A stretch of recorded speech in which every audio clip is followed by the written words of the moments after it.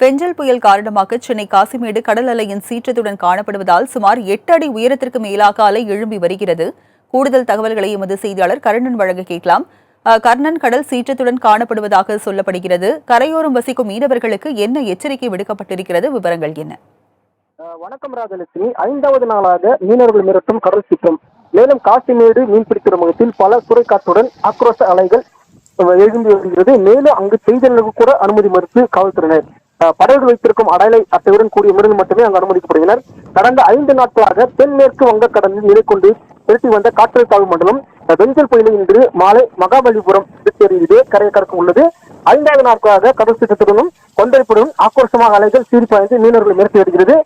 திருவொற்றியூர், எண்ணூர், எர்ணாவூர், காசிமேடு உள்ளிட்ட கடற்கரை ஒட்டிய பகுதியில் ஆக்ரோஷமான அலைகள் தடுப்பு சுவரை தாண்டி சுமார் 8 அடியிலிருந்து 10 அடிக்கு மேலாக உயர்ந்த அலைகள் எழும்பி வருகிறது.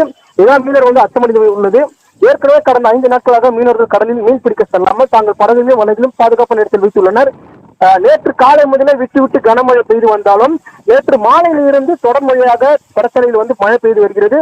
மேலும் விடிய பெய்து வரும் கனமழையினால் திருவொற்றியூர், எண்ணூர், வண்ணாரப்பேட்டை, தண்டாரப்பேட்டை, ராயபுரம் பகுதிகளில் மழைநீர் சாலைகளில் பெருக்கத்து ஓடுகின்றது. மேலும் காசிமேட்டில் அலைகள் அதிகமாக இருப்பதால் பொதுமக்கள் யாரும் காவல்துறை அனுமதிக்க மறுக்கின்றனர். மேலும் அடையாளத்தில் உள்ள மீனவர்கள் மட்டுமே அங்கு அனுமதிக்கின்றனர். ராஜலட்சுமி,